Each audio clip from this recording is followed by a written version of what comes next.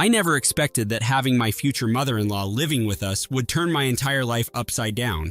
I'll call her Kathy for simplicity. Kathy had nowhere else to go after she lost her job, or so my fiancé claimed when he asked me to open our apartment to her. We were a young couple on a tight budget, but I loved him enough to make the sacrifice. I worked full-time as a project coordinator, paying half the rent plus most of the bills, or so my fiancé thought. In reality, I was covering much more than he realized because I'd gotten a recent raise I never told him about. Instead of using that money for myself, I kept the household afloat whenever finances got shaky. This wasn't entirely altruistic. I wanted to ensure that we had a comfortable life, that we didn't fall behind on bills, and that we could start saving for a wedding someday. So, I quietly made up the shortfall every month. When Kathy moved in, I naively believed she'd be grateful for the chance to stay rent-free. Instead, she treated me like I was an intruder in my own home, and that was just the beginning of my problems. On her first day, Kathy criticized every inch of our apartment, from the color of the couch to the arrangement of the kitchen cabinets. She wore this disapproving scowl and mumbled under her breath about how I was spoiling her son, how I turned him into a doormat. At dinner, she eyed the meal I'd prepared and said it was too bland, that her son deserved better. When I tried to explain I was following a recipe he actually liked, she brushed me off with a sneer and changed the subject to how I'd never be a good wife. My fiancé, Ethan, just sat there, uncomfortably picking at his plate. Later, he told me to ignore her. He said she was under stress from losing her job. He promised it was temporary, but even a few weeks under these conditions felt like torture. Every morning, she'd wake up and immediately start barking orders at me. She'd never ask politely for coffee or breakfast. It was always a command, and if I dared to push back, she'd launch into a tirade about how I wasn't raised right. It got to the point where I'd avoid the common areas of my own home just to keep the peace. I was nearly defeated. I thought maybe Kathy would appreciate my help once she realized I was the one covering most of the rent. But she never bothered to ask how the finances worked. One night, Ethan casually mentioned we were a bit short on groceries, and I offered to pick up the tab. Kathy snapped that I was trying to buy their affection. The irony was painful, given I was already paying the bulk of our living expenses.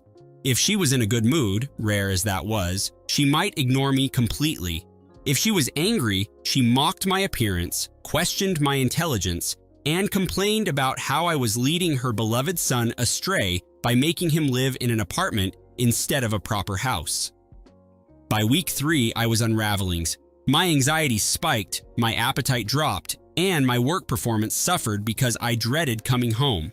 I tried to talk to Ethan about setting boundaries. He said he agreed, but he never followed through. He let her boss him around too. He insisted it was temporary, that she'd move out once she found a job. But every day, I'd see her in pajamas, scrolling aimlessly through her phone, showing zero interest in job applications. Something had to give. I was done. One Friday night, Kathy crossed a line she couldn't uncross. I had just gotten home from a brutal day at work and found her rummaging through my personal desk drawer. I asked what she was doing, and she snapped that she was looking for some important documents Ethan needed. When I asked why she was searching my private space, she rolled her eyes and said, "This is my son's apartment, so everything here is his, including that desk." She even had the nerve to wave some of my paperwork in front of me, mocking my sticky notes and to-do lists. I felt a burning anger swell in my chest. I'd never confronted her aggressively before, but this time I demanded she put my things down. She laughed and called me a control freak. That moment, I decided enough was enough. I'd spent weeks letting her get away with tormenting me in my own home. My face felt hot, my hands shook, but I held firm and told her never to touch my belongings without permission again. She hurled another insult, but I didn't even register it fully. My mind was already racing, thinking about an exit plan. I refused to keep living like this. Later that evening, I pulled Ethan aside. I told him I was done living with his mother. I didn't issue an ultimatum, but made it clear I couldn't handle the stress any longer. He sighed and said he understood, but then asked if we could wait longer until she found a job. That was the final straw. It felt like he was choosing her comfort over my mental health. I told him I'd started looking for my own place. I expected him to protest, but he just looked tired. He asked me not to do anything rash. He claimed we could find a compromise. I knew there was no middle ground because Kathy didn't see me as an equal occupant. She saw me as an obstacle. Later, in bed, he tried to convince me that once she was working again, she'd contribute to rent and we'd get a bigger place. But I'd lost faith in her ever stepping up. She was content to live off our efforts while belittling me. By the time I fell asleep, I'd decided I was done with both of them if he couldn't grow a spine. I had enough in savings to secure a small place of my own, and I planned to do that. I spent the weekend hunting for apartments.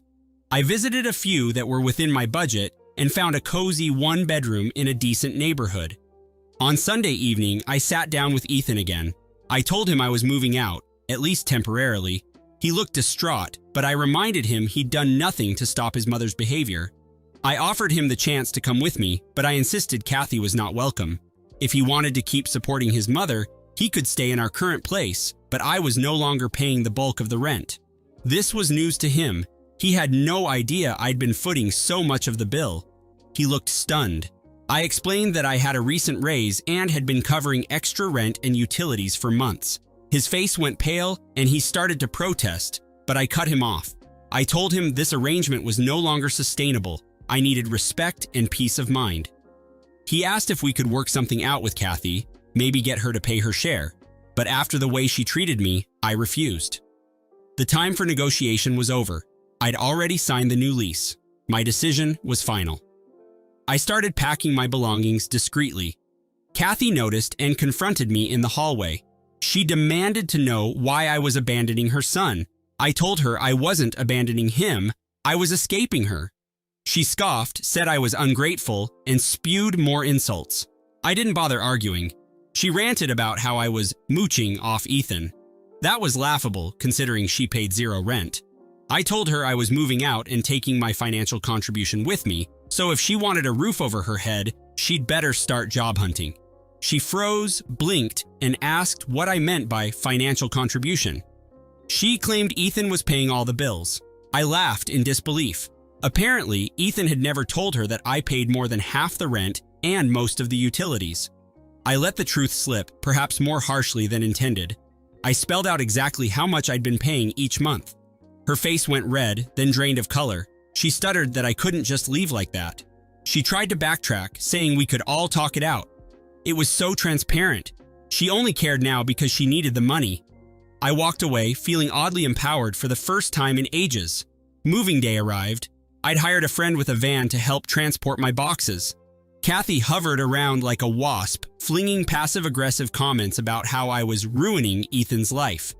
Ethan stood by looking miserable, occasionally trying to help, but mostly just wringing his hands. Once everything was loaded, I turned to give him a final chance.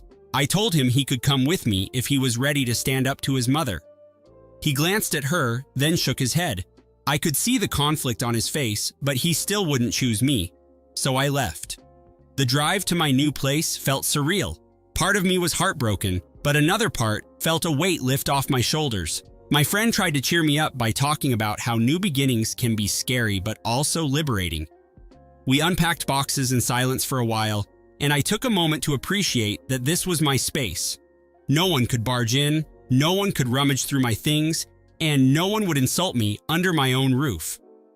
I slept on a bare mattress that night, surrounded by unpacked boxes, but it was the most peaceful sleep I'd had in weeks. Absolutely blissful. A week passed with no word from Ethan. Then one evening, my phone buzzed. It was Kathy. I let it go to voicemail. She left a long, rambling message about how Ethan was struggling to afford rent, how bills were piling up, and how it was my duty to come back. I deleted it without responding. 15 minutes later, Ethan called. This time, I picked up. He sounded drained. He said he missed me, that things had gone from bad to worse. The landlord was threatening eviction since they were behind on payments. I listened quietly. He asked me to move back in, just until we get everything sorted. I told him I wasn't interested in bailing them out. He pleaded, saying his mom was a wreck and had even started applying for jobs out of desperation. I felt a small, grim satisfaction. This was the consequence of their choices. He finally admitted he knew he should have stood up for me. I told him that his realization came too late. I wasn't coming back. If he wanted, He could stay with me as long as he left Kathy behind. There was a long pause. Then he asked me to consider the fact that she was his mother. I said no. After that call, my resolve hardened. I wasn't cold-hearted, but I couldn't reward their blatant disrespect. Days turned into weeks, and I was settling into my new place well. I reconnected with friends I'd neglected, took on extra projects at work, and even enrolled in some online courses to advance my career.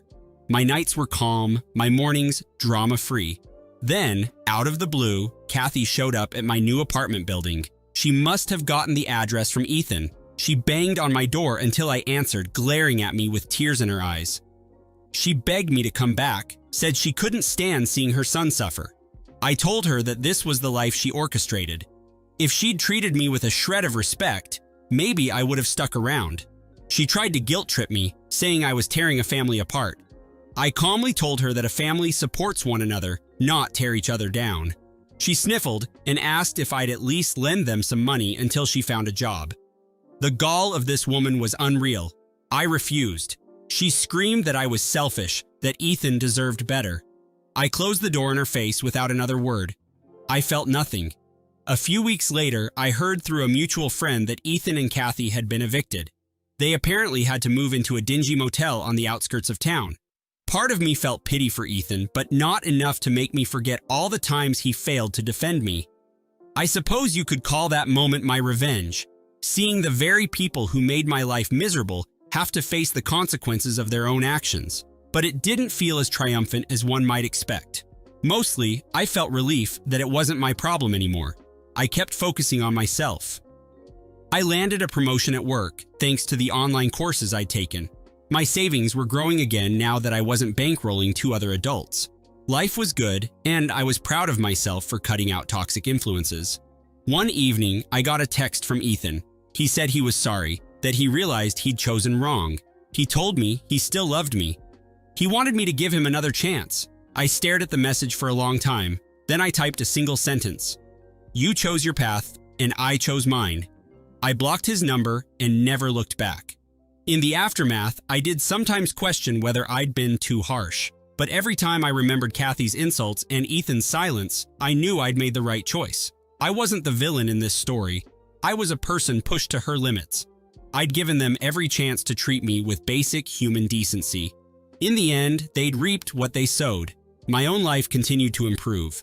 With the drama behind me, I could invest in things that brought me joy.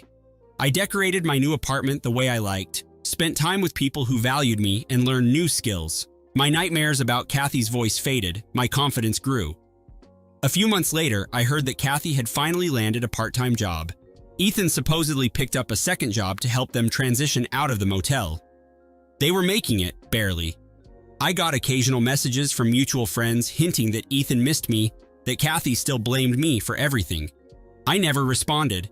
The best revenge was my success and happiness, free from their toxicity. I'd already exacted my retribution by letting them deal with the reality of living without my financial support. I had no intention of going back. I was completely done. Not long after, I started dating someone else. He treated me with kindness, respect, and genuine affection, everything I'd lacked before. I realized how badly I'd been missing out by staying with someone who wouldn't defend me against his own mother. My ex-future in-laws became a distant memory. Occasionally, I'd get curious and snoop on social media to see if Kathy still posted her self-righteous rants. She did, mostly about how ungrateful people were. I saw photos of Ethan looking haggard, older than his years. I felt a pang of sympathy, but I had no intention of reaching out. My life was so much better without their drama. As for the money they owed me, because honestly, I spent thousands more than my fair share, it was a sunk cost. I had no desire to chase them down, and it was unlikely they'd ever pay me back. Let them deal with their own mess. The satisfaction of walking away with my head held high was worth far more than any check they could write. I was free. Free from the daily insults, the manipulation, and the guilt trips. And I was thriving. That, I believe, is the sweetest form of revenge I could ever have asked for. I will never regret leaving them. Sometimes I still reflect on the day Kathy dug through my desk and how that single violation sparked my decision. If she hadn't been so brazen, I might have continued tolerating her treatment, slowly losing myself in the process. I'm grateful in a twisted way because it forced me to find my own strength. I learned that enabling people's bad behavior only prolongs the inevitable confrontation. It was painful to walk away from someone I once envisioned a future with, but it would have been more painful to stay in a home where I was neither respected nor valued. When people ask about my past, I don't mince words. I allowed myself to be treated poorly, but I reclaimed my dignity and set boundaries. Kathy thought I was weak. Ethan mistakenly assumed I would always support him, no matter how poorly his mother treated me. They both learned otherwise. Now, I'm engaged to my new partner. He's met my family, and they adore him. We plan a small wedding without drama. I have the life I deserve. And if there's any takeaway from this ordeal, it's that you don't have to forgive people who betray you. Sometimes, the best closure is moving on and never letting them back in. I won. I don't regret a single step. My story isn't about hope for reconciliation. It's about standing firm against those who exploit your kindness. Some might see it as harsh, but I see it as justified. In the end, I got my peace, my revenge, and my freedom. I stood up for myself and never looked back. That's victory enough. Forever. I never planned on being a single father, let alone one who was left with an infant while my ex-wife disappeared without so much as a goodbye. I was 28 when we had our daughter, Michelle, and I thought that milestone would draw us closer as a couple. Instead, it drove Melanie away. She seemed distant during the pregnancy, but I convinced myself she was overwhelmed. I remember the night she left with horrifying clarity. I walked into the nursery at 3 in the morning to soothe Michelle, who was crying, and Melanie was nowhere to be found. The closet door hung open, some of her clothes missing. She never even left a note. My mind raced with panic, but I had a baby who needed me, and I had no time to dwell on the question of why a mother would abandon her child. I just had to survive. In the beginning, I was furious with Melanie. I filed a missing persons report, but it turned out she wasn't missing. She simply didn't want to be found. The police informed me she'd gone across the country, and I realized I was on my own. Raising Michelle alone seemed impossible. Diapers, formula, sleepless nights. I had no idea how to handle all of it. My parents stepped in for a while, letting me crash in their spare bedroom until I got my bearings. I tried texting Melanie, emailing her, calling any number I could find. No response. I asked her friends if they'd heard from her, but nobody would confirm anything. It was as though she'd vanished off the face of the earth, and I was left with custody by default. I remember calling a lawyer just to be sure I was safe. He assured me that she'd forfeited her rights by disappearing. I started documenting everything in a journal, almost like a letter to Michelle in case she ever asked about her mother. I recorded how I struggled with midnight feedings, how I debated which pediatrician to choose, and how every choice felt like a high-stakes exam. It was hard, but I grew to love fatherhood in ways I never anticipated. Michelle's first smile, her first laugh, her first steps, these were moments that anchored me in place, reminding me I was doing something important. The bitterness toward Melanie never fully faded, but it dulled when I was busy making sure Michelle was happy. I had to learn to juggle work and childcare. I lucked out with an understanding boss who gave me flexible hours, and I found a reliable daycare center. That's how life went for 5 years, an exhausting, wonderful routine built around a tiny person who depended on me completely. Despite the sense of peace I'd eventually found, Melanie remained a raw wound in my mind. Sometimes I'd look at Michelle and wonder if she'd ever yearn to know her mother. She asked about her from time to time, usually in the most innocent ways, like when we'd see a mother-daughter pair at the park, and Michelle would blink up at me and ask, "Did my mommy leave because she didn't love me?" Each time, I'd reassure her that none of this was her fault, that her mother just wasn't ready. Deep down, I despise Melanie for leaving me with questions I had no satisfying answers for. I contemplated telling Michelle the truth someday, but 5 seemed too young for the full story. So I told her that families sometimes look different, and ours just happened to be a pair, her and me. It was enough to keep her content. I never tried to move on romantically. I considered dating a few times, but every date left me feeling anxious. I always worried about how a stranger would react to a single dad with full custody of a child. There was also a part of me that was still too angry, too guarded to invest in someone else. Sure, I was lonely at times, but my focus was always Michelle. Then, out of nowhere, I got a message from Melanie on social media. It was short, just, "We need to talk. It's important." My heart hammered in my chest. Part of me wanted to delete it without responding. Part of me was desperate for answers. Eventually I replied, "What do you want?" and sat there eyeing the chat bubble, waiting to see if she'd actually explain. The response she gave me changed everything and reignited a flame of betrayal inside me. Melanie wrote, "I know it's been a long time, but I'm in a serious relationship now. My boyfriend wants to meet my child. He just found out and I want to smooth things over. Can we arrange a visit?" I stared at the screen, dumbfounded by her audacity. She didn't apologize, didn't ask how Michelle was doing, didn't even bother pretending she cared about me. All she wanted was to look good for her new boyfriend. 5 years of radio silence, no child support, no check-in, and suddenly she wanted to smooth things over? I was furious. In that instant, all the resentment I'd managed to bottle up came rushing back. My entire body trembled as I typed out a response. I told her she had some nerve, that Michelle wasn't a prop she could parade around, and that I didn't see a reason to let them meet. She tried to argue that Michelle deserved to know her biological mother. That made me laugh out loud because a real mother wouldn't have abandoned her child in the first place. I took a deep breath and reminded myself to stay calm. My daughter was my first priority, and letting Melanie breeze back into our lives could cause confusion and hurt for Michelle. However, a small voice in my head told me I needed more information before making a final decision. So I told Melanie we would only talk through attorneys, and that if she truly wanted to establish some form of custody or visitation, she'd need to follow the legal process. Secretly, I figured that would scare her off. She was never one for adult responsibility, and I was right. She panicked, claiming lawyers would cost too much and that it would be better to handle this as a family. I refused to budge. The irony was not lost on me. The woman who couldn't even send a postcard for 5 years was now talking about family, but I played it cool. I contacted my lawyer and explained the situation. He told me that if she wanted visitation, she'd have to go through the court process, and he doubted she would. After all, she'd abandoned her maternal rights. Still, part of me suspected she'd try to weasel her way in somehow, and sure enough, within a week, her new boyfriend Trevor messaged me directly. He introduced himself politely enough, saying he was just hoping to meet Michelle and understand more about Melanie's past. He claimed he didn't want to overstep any boundaries, but felt obligated to do the right thing by encouraging Melanie to reconnect. Frankly, it was shocking to read such a rational, respectful message from him.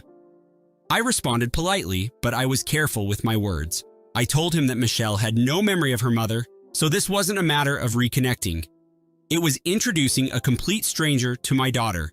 I clarified that Melanie made zero effort to be a parent. He apologized repeatedly. He said he'd only recently learned that Melanie had a child, and he was appalled by her decision to leave. He didn't defend her, but he did ask if there was any chance I'd consider letting Michelle know who her mother was.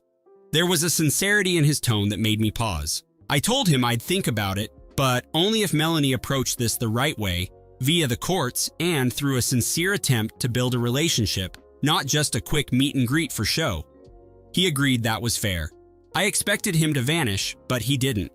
He called me a few days later, and we ended up talking for nearly an hour. Trevor said he'd been dating Melanie for about a year. He admitted he was considering proposing to her, but discovered an old picture of Michelle on Melanie's phone. When he confronted her, she confessed to having a child but downplayed the details. She claimed I was controlling and that she had to leave for her own well-being. She painted herself as a victim and insisted that I was an abusive partner who threatened to take the baby if she stayed. Trevor sounded conflicted, and I could sense he wasn't entirely sure whom to believe. I recounted my side of the story, including how she left without warning and never offered any financial or emotional support. He listened, then said he needed time to process. I told him to do whatever he felt was right. A week later, my lawyer called me to inform me that Melanie was indeed filing for visitation rights. He said it was the flimsiest petition he'd ever seen. She'd provided no explanation for her absence, no evidence she'd tried to contact us in 5 years. Still, legally, she was Michelle's mother, so we had to follow the procedure. I felt like my life was turning upside down again. Michelle was happy and stable, and I dreaded the idea of her mother walking in and out of her life on a whim.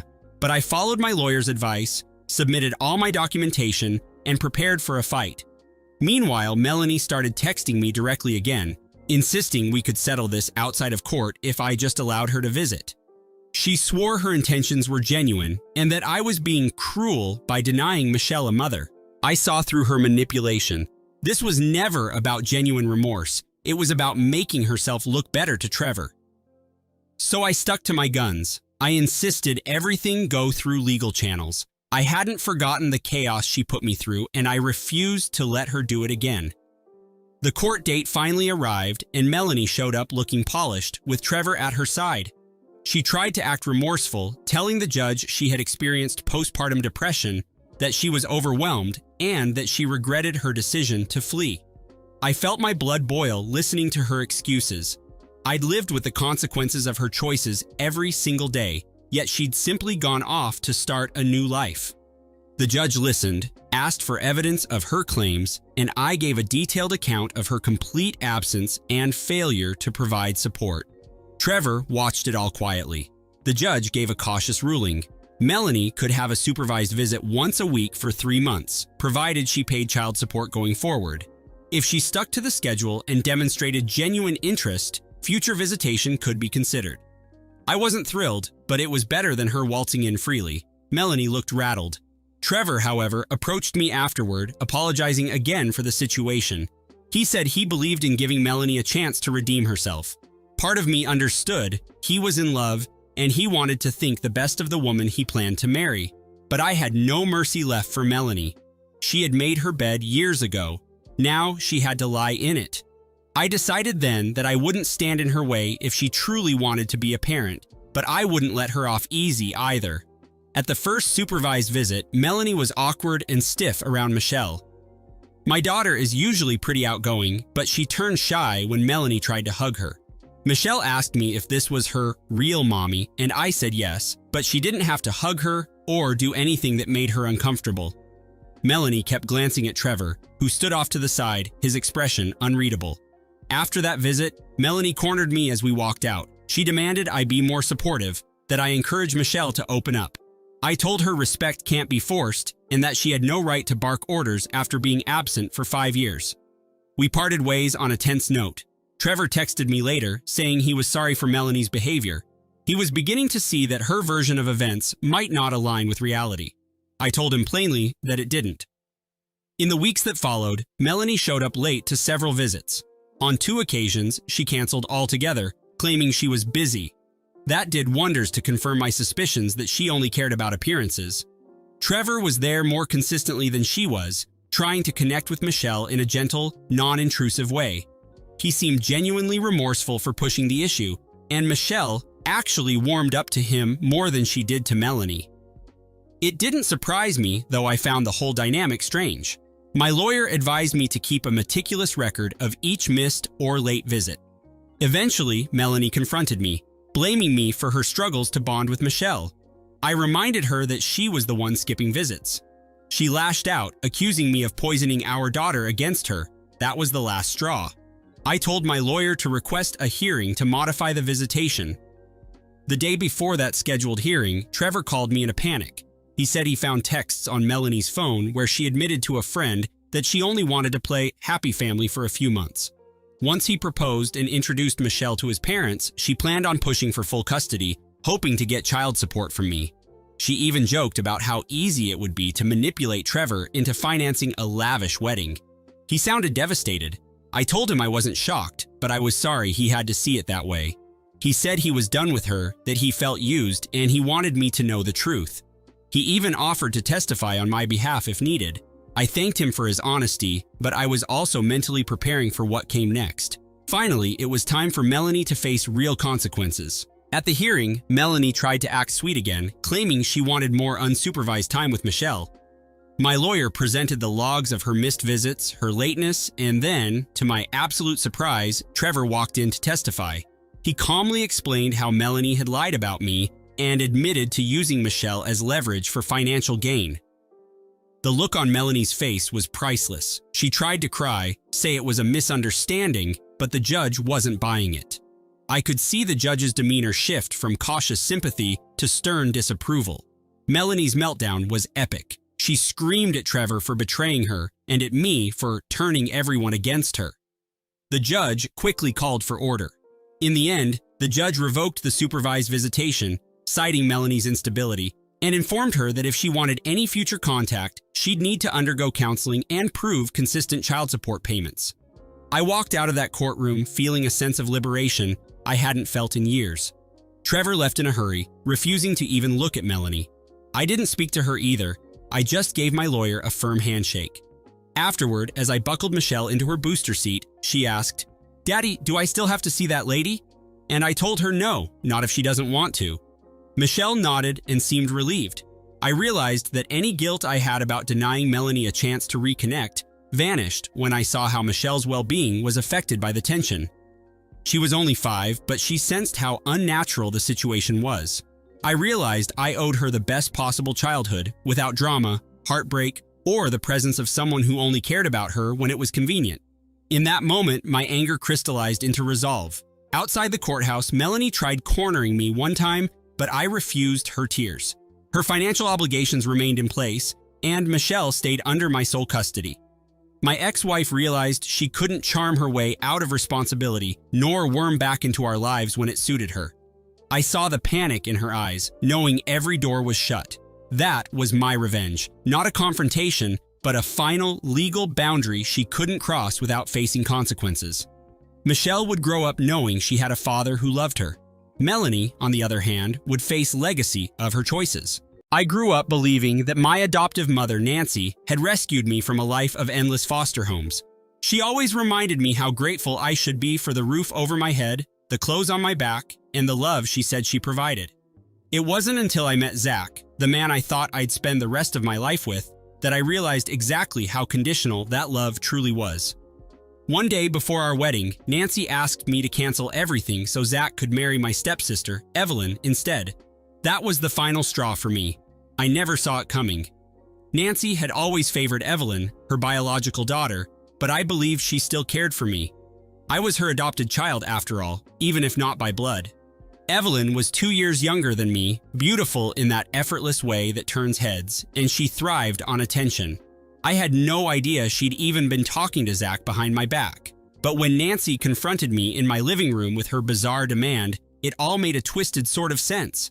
They wanted me out of the picture so Evelyn could wear my ring. I felt my stomach twist into knots. All my life, I'd aimed to please Nancy, to earn her approval. I had studied hard to get into college, landed a decent job, and done everything by the book.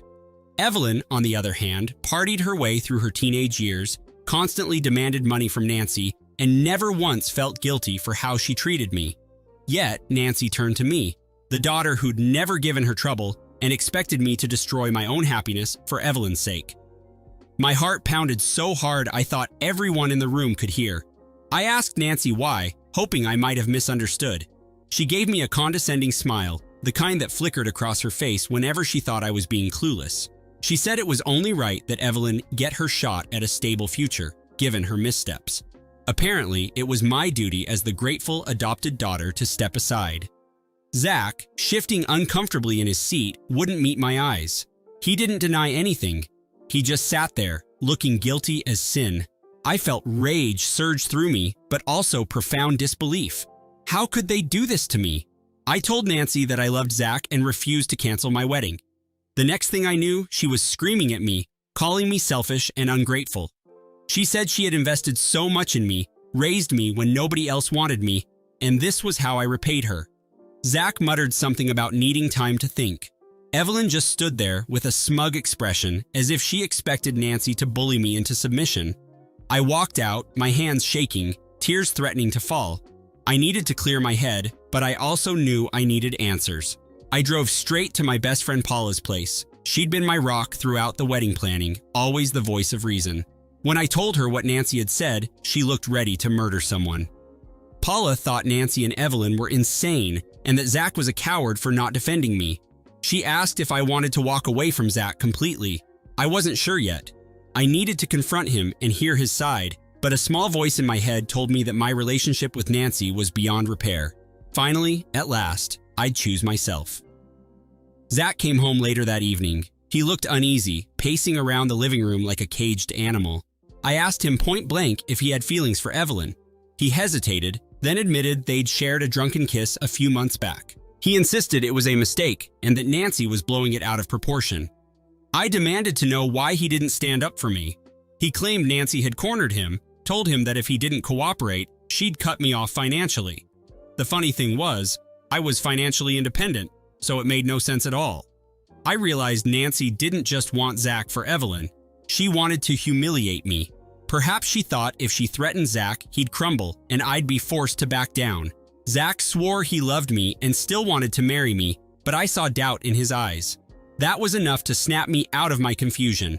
I told him that if he truly loved me, he'd cut all contact with Evelyn and stand by me in front of Nancy. He hesitated again, eyes darting to the door. In that moment, I understood. He'd never fight for me, ever. Everything I'd built my life around suddenly seemed like a lie. I told Zach he had until morning to decide where he stood. Then I grabbed my purse, walked out, and drove to Paula's again. That night, I hardly slept, my mind racing with anger and heartbreak. We were set to be married the next day, and I was expected to just vanish so Evelyn could claim my future? My phone buzzed with texts from Nancy, each more manipulative than the last. I didn't open a single one. I knew whatever she said would only make me more furious still. In the morning, Zach sent me a brief text saying he'd chosen me, but only if I apologized to Nancy. That was all I needed to see. I texted him back that the wedding was off, that I refused to start my marriage under Nancy's thumb. Then I blocked his number. I contacted the venue, told them to keep the reservation for now, and asked Paula to gather a few close friends. I had no intention of letting Nancy and Evelyn off the hook. Instead of a wedding, I was going to turn that day into my stage for vengeance. First, I needed to ensure Nancy and Evelyn would show up. Nancy had spent thousands on her dress and the venue's decorations, so I knew she'd still arrive, hoping to twist everything in her favor. I told the wedding planner to confirm with Nancy that the schedule was unchanged. Then I invited Evelyn, letting her believe she'd be taking my place.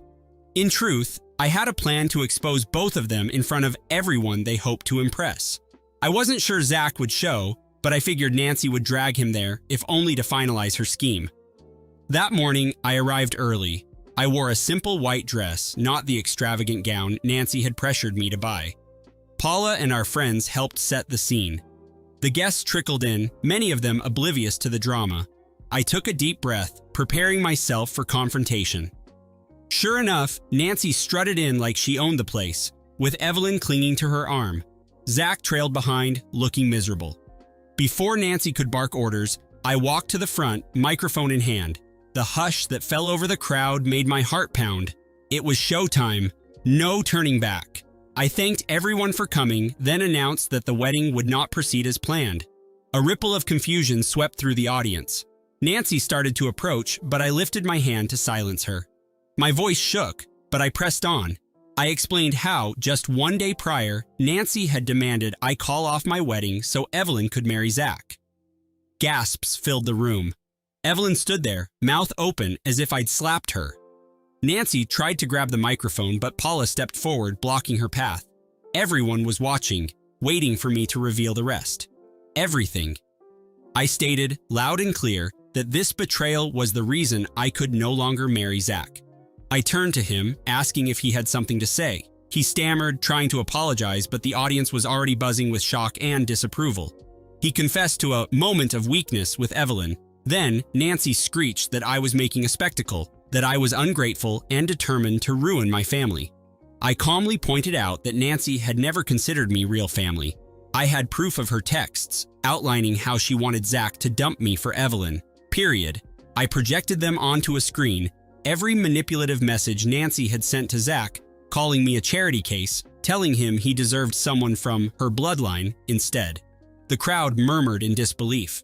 Evelyn tried to act shocked, but I had texts from her too, bragging about how she and Zach were meant to be.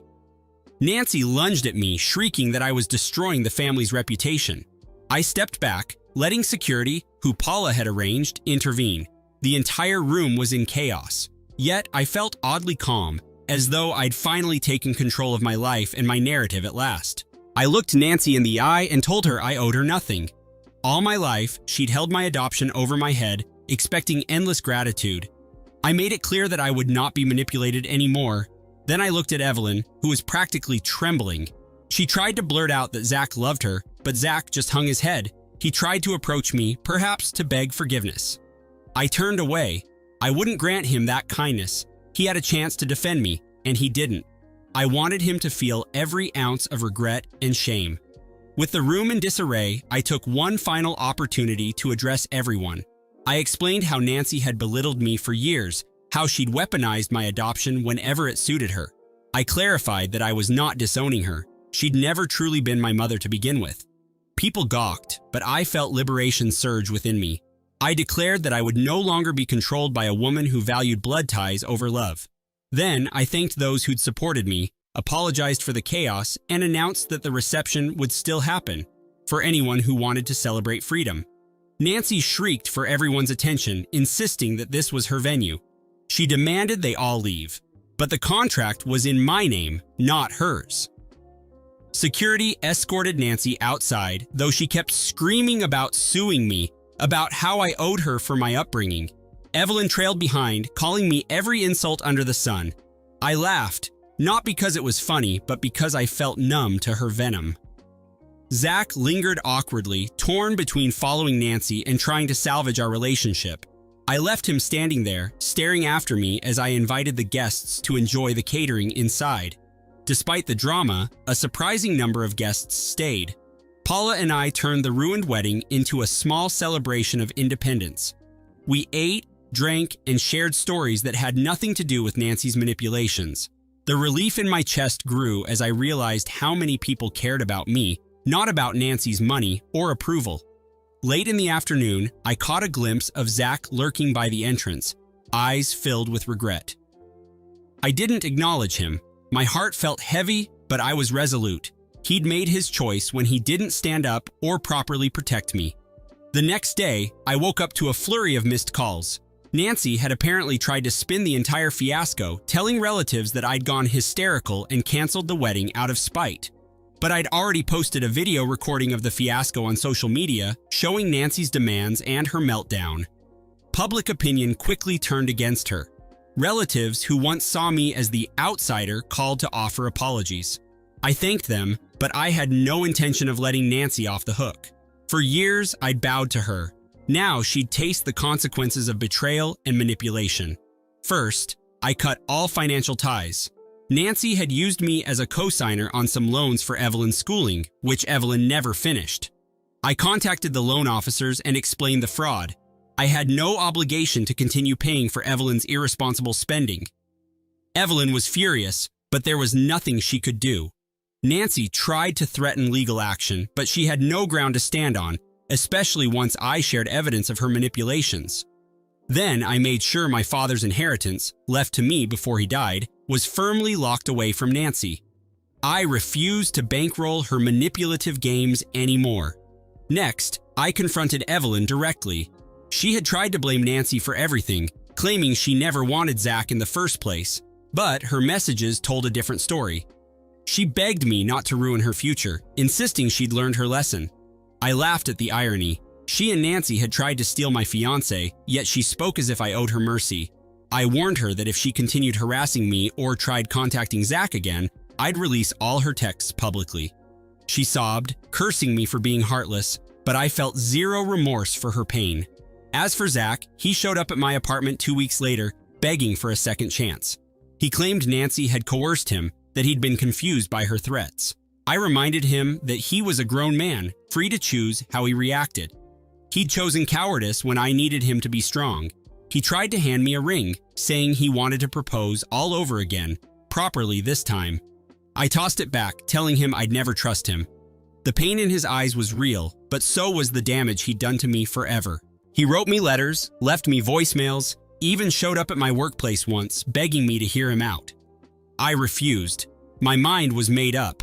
I wanted him to suffer the consequences of losing me. After all the heartbreak, I chose not to forgive. My life was moving forward, and he was stuck grappling with the fallout of his weakness. Meanwhile, Nancy and Evelyn's reputations were in tatters. People who once admired Nancy's perfect family saw the truth behind her facade. Evelyn couldn't show her face without whispers trailing her. I felt absolutely no pity for them whatsoever. I stayed in contact with a handful of relatives who genuinely cared for me. They were appalled at Nancy's behavior, especially after seeing the video. Though they tried to broker peace, I refused. Nancy had treated me as less than human, and Evelyn had joined in. They deserved no reconciliation. Instead, I poured my energy into therapy, focusing on rebuilding my self-esteem. Paula and my other friends stood by me, celebrating my new chapter. I moved to a new place, one Nancy had no address for, ensuring she couldn't barge in unannounced. Finally, I began to breathe truly freely again. Occasionally, gossip reached me about Nancy and Evelyn. Rumor had it Nancy was selling the house to cover debts, while Evelyn couldn't land a steady job due to her reputation. Zach apparently tried to date Evelyn afterward, but their fling fizzled out under the weight of public scrutiny. Each rumor brought me a strange sense of satisfaction, not because I reveled in their misery, but because I felt validated. Their downfall was the result of their own choices. They'd tried to destroy me, but I'd survived and grown stronger. Now, they were the ones scrambling to pick up the pieces. I didn't stop there. With the help of a legal advisor, I ensured Nancy couldn't claim any part of my assets. I even found a small clause in the adoption paperwork that specified her financial responsibility for my welfare until I turned 18, something she'd conveniently overlooked while extorting me. Though I wouldn't pursue legal action for past grievances, it felt good to know I had a powerful defense if she tried anything else.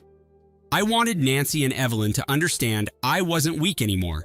Not anymore. The days of using my gratitude against me were over. I'd found my voice. Some people asked if I regretted exposing them so publicly, suggesting I stooped to their level. Honestly, I felt no guilt personally. They'd given me no mercy when they plotted behind my back. I refused to grant them any courtesy in return. Nancy's social standing crumbled, and Evelyn's hopes of an easy ride vanished. I didn't cheer at their downfall, I merely watched it happen. That was enough. Revenge doesn't always have to be dramatic. Sometimes it's the quiet satisfaction of seeing those who wronged you face the results of their own actions. And that was justice enough for me. I've since created a life that's truly my own. I found a new job in a different city, started volunteering at a local shelter, and made friends who know nothing of my past drama. They see me as I am, a determined, resilient person who stands up for herself. Nancy occasionally tries to contact me, usually around holidays, sending messages about forgiveness and family. I ignore them. She taught me that blood, or an adoptive claim, doesn't grant her the right to dictate my happiness. I won't allow her back in just because she regrets the consequences. My revenge is her absolute irrelevance. Some might say I should seek closure, but I disagree. I don't need their apologies or acceptance. My life has purpose without their validation. I'm sharing this because people often think forgiveness is the only path to healing. It's not. Sometimes justice is standing firm in your decision not to allow toxic people back into your life. They don't deserve your kindness. They deserve to watch you thrive without them. And that, more than anything, is the sweetest revenge I could have imagined. I owe Nancy and Evelyn nothing. I won't forgive. I won't forget. I will only live better now. My ex-wife, Sasha, was my high school sweetheart. We got married fresh out of graduation, fueled by youthful optimism. She was the center of my universe, and I believed we were destined for a lifetime of shared dreams. When we first tied the knot, we survived on my modest salary from a local accounting job while she worked as a secretary. Our life felt simple and sweet. I trusted her completely, never suspecting she'd betray me. But looking back, there were signs I overlooked. If I had been more vigilant, maybe I'd have seen it coming. Instead, I learned the truth too late. We were married for 6 years before everything unraveled. Sasha's boss, Marcus, was the CEO of a large firm known for his flashy lifestyle. Rumors circulated that he was a notorious womanizer. I'd heard stories of him lavishing gifts on female employees he liked, but I never worried. Sasha assured me those rumors were just idle gossip. She'd roll her eyes and say he was nothing more than a narcissistic executive who liked attention. I believed her. After all, she wore a simple wedding ring and rarely showed interest in material excess. I assumed our love was stronger than any temptation. The first time I suspected something was wrong was when Sasha began working late more often. She'd text me claiming deadlines were stacked up or that Marcus needed her assistance with important clients. Initially, I shrugged it off. She was ambitious and I admired her dedication. But then, the late nights became regular. She'd come home looking both exhausted and oddly exhilarated. Sometimes, I caught a whiff of cologne that wasn't mine. My gut churned, but I didn't want to accuse her without proof. So, I let my suspicions simmer. I told myself I was just being paranoid and insecure. Then one night, she left her phone on the kitchen table. It buzzed with a text from Marcus, reading something like, "Last night was incredible." My heart pounded. I felt nauseous, but forced myself to open the message thread. What I saw shattered me. An exchange of intimate photos and confessions of love spanning months. I couldn't breathe. When Sasha walked in and saw the phone in my hand, she froze. No explanations, no excuses. She just looked at me with wide, fearful eyes. In that moment, our entire marriage collapsed. I felt betrayed, humiliated, and too stunned to speak. Sasha broke down sobbing, swearing it was a mistake. She said she'd ended it, begged for another chance. She blamed the long work hours, stress, and claimed Marcus seduced her. I was in shock. I couldn't even form a coherent sentence. The betrayal cut deep, and every promise we'd made echoed in my head like a cruel joke. I told her to leave. She cried, pleaded, apologized, but eventually she packed a bag and walked out. That night, I didn't sleep. My thoughts spiraled, from disbelief to rage. A part of me wanted to destroy Marcus for stealing my wife. In the following weeks, Sasha insisted we try marriage counseling. She apologized constantly and promised to block Marcus. But every time I looked at her, I pictured those texts. My trust was gone. I felt sick to my stomach whenever she touched me. Eventually, I filed for divorce. She became furious, calling me weak and vengeful. She said I was throwing away our years together over a single mistake. The audacity made my blood boil. Cheating for months was not a simple slip-up. I told her I was done. I couldn't continue a marriage built on lies and betrayal. When we stood before the judge, Sasha tried to fight for alimony, claiming she couldn't maintain her lifestyle without my support. My attorney pushed back, highlighting her affair with a wealthy boss. Ultimately, the court agreed we'd just split our modest assets. We sold our tiny house, and I moved into a small apartment. Sasha, freed from our marriage, moved in with Marcus. I saw pictures on social media of them traveling, dining in upscale restaurants, and partying with influential people. Every photo felt like a slap in the face. I spiraled into depression, feeling used and discarded. At my lowest point, I learned of a massive windfall. An uncle I barely knew had passed away and left me a fortune. Apparently, he had invested in tech startups and real estate, amassing millions. I was stunned. I arranged meetings with financial advisors, cautiously optimistic about this unexpected opportunity. The irony was painful. Sasha had abandoned me for a richer man, only for me to suddenly become far wealthier. I didn't flaunt it, though. I kept working my accounting job, trying to process my new reality. Eventually, word got out through a mutual friend. That's when Sasha's texts started. The first message was short. "Hey, can we talk?" I stared at it for hours, debating whether to respond. Curiosity won out. I replied with a cold, "What do you want?" She immediately bombarded me with apologies, saying she missed me and realized she'd made a huge mistake. It was nauseating. I asked if she was still with Marcus. She hesitated, then said they were on rocky terms. She wanted to meet in person. Against my better judgment, I agreed. A part of me wanted to see her squirm. I wanted to look her in the eye and hear her excuses. Sasha arrived at the cafe looking disheveled. Gone was the polished woman I'd seen in social media photos. She looked tense, her eyes darting around like she was expecting someone to overhear. She confessed that she was pregnant. My immediate assumption was that Marcus was the father. She confirmed, then broke down. He had apparently turned cold, accusing her of trying to trap him. He wasn't giving her any financial support and questioned if the baby was truly his. She asked if I'd consider pretending to be the father to legitimize her pregnancy. My blood boiled at her audacity. I demanded to know why she thought I'd ever agree. She spewed some nonsense about how I was the better man, how she regretted leaving me. She claimed she never stopped loving me, that Marcus was a mistake. Then she dropped hints that my newfound wealth could provide a stable life for her and the baby. I nearly laughed in her face. The nerve was unbelievable. I told her I'd think about it, just to buy time. In reality, I was fuming, itching to see how low she'd go. Some part of me wanted revenge, and I saw an opportunity. Over the next few days, Sasha flooded my phone with texts. She apologized repeatedly, painting Marcus as a manipulative cheater who had used her. She insisted she'd change if I gave her another chance. I asked her to come to a counseling session with a therapist friend of mine. She agreed, desperate to prove she was sincere. During the session, she played the remorseful victim, crying about how she'd been seduced by wealth and status. She portrayed Marcus as an abusive narcissist. I listened quietly, letting her words swirl around. My therapist friend knew the backstory and took detailed notes.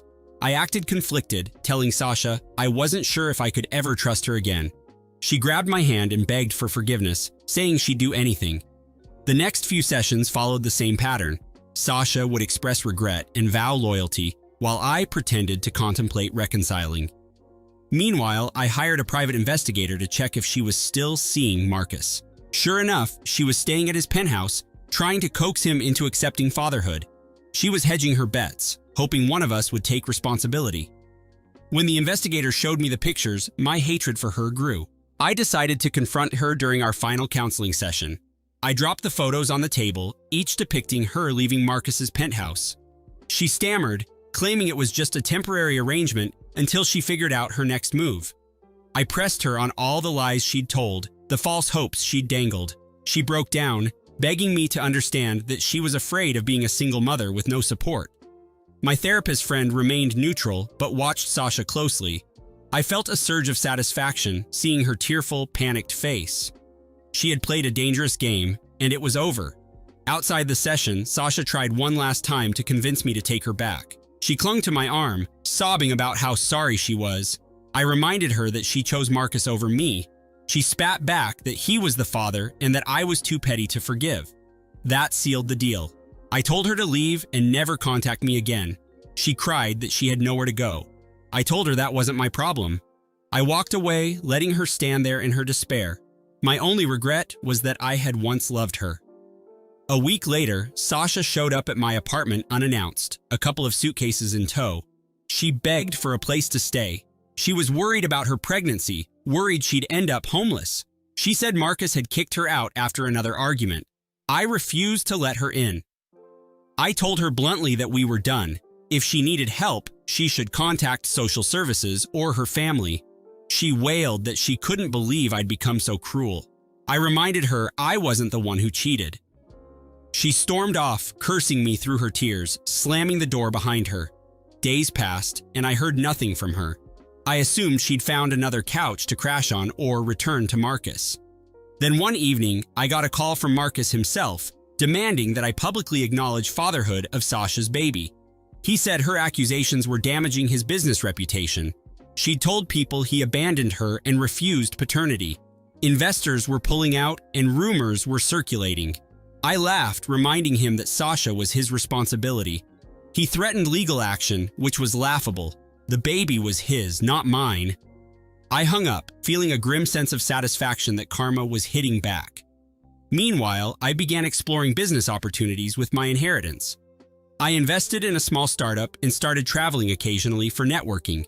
Each day felt like a new adventure, a second chance at happiness. I reconnected with old friends and even started dating again. Though my trust issues lingered, I found solace in the fact that I was free from Sasha's manipulations. I wasn't naive anymore, and I sure wasn't going to let anyone walk all over me again. Sometimes I'd think about the life we'd planned, kids, a house, maybe a dog, but the sting of betrayal reminded me to stay focused. Sasha's downfall continued.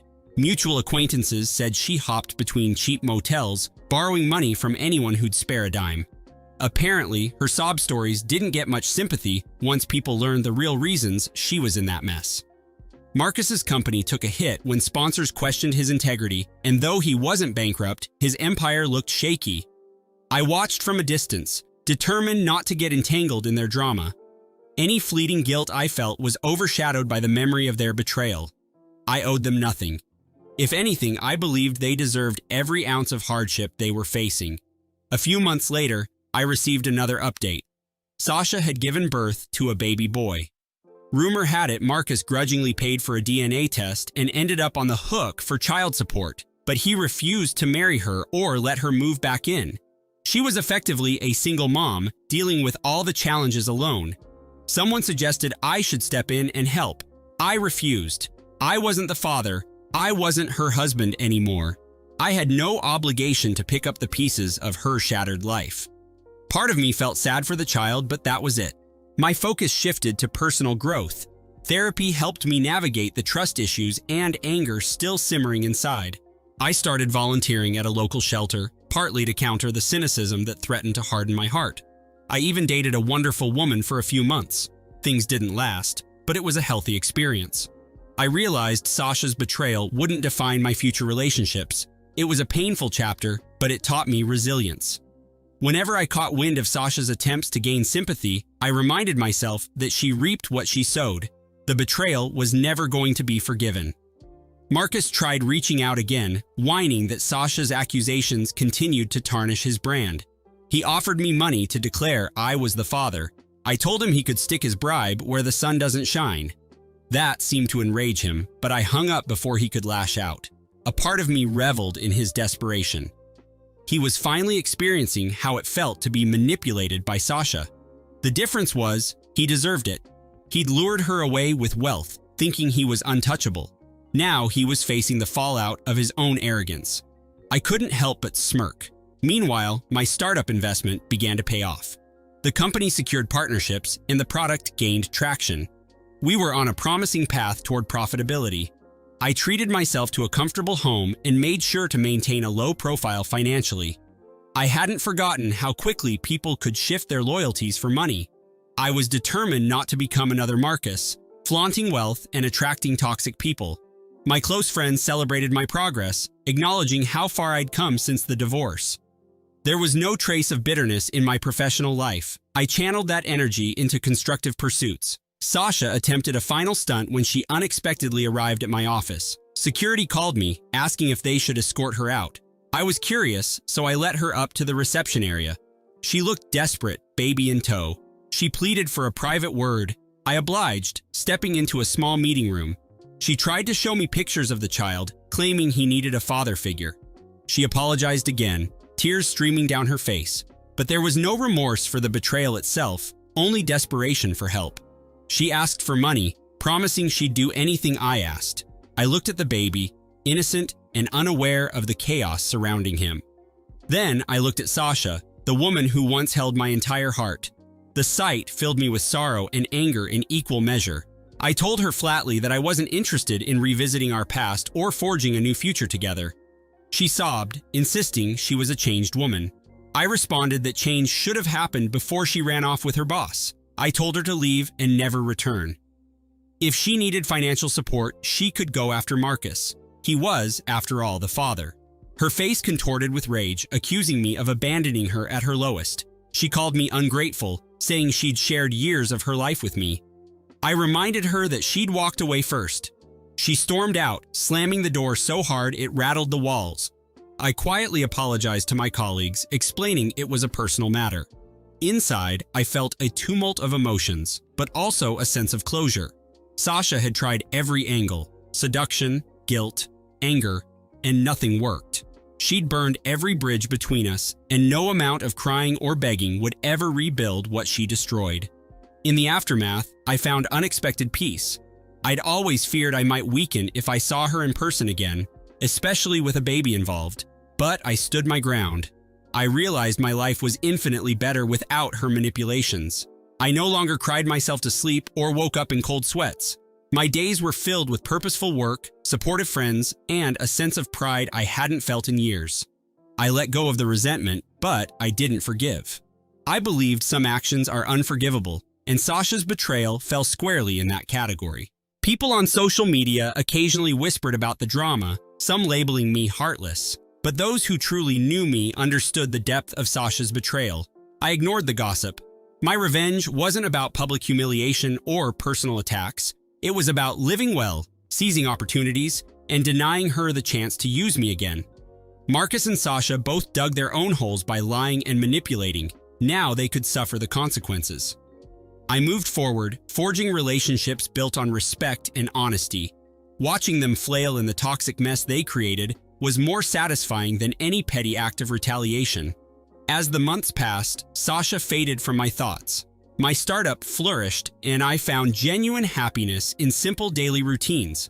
I explored hobbies like cooking, hiking, and eventually tried online dating again.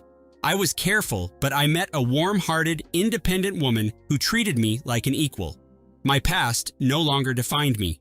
Whenever I glimpsed Sasha's name in passing, I felt nothing but a slight pang of distant hurt. I owed her no forgiveness. Instead, I found a deeper sense of self-worth, knowing I had survived betrayal and emerged stronger. That was the best revenge possible.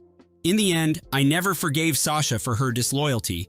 She and Marcus paid the price for their deceit, a shattered reputation, a broken relationship, and a lifetime of regret. Meanwhile, I found not just financial security, but emotional stability. My heart is guarded, yet open to genuine love, free of lies. I see now that my loyalty was wasted on someone who valued flashy illusions over true partnership. That painful lesson shaped me into a wiser man. I'm sharing this here because sometimes the most satisfying revenge isn't an explosive confrontation. It's living well and refusing to be used again.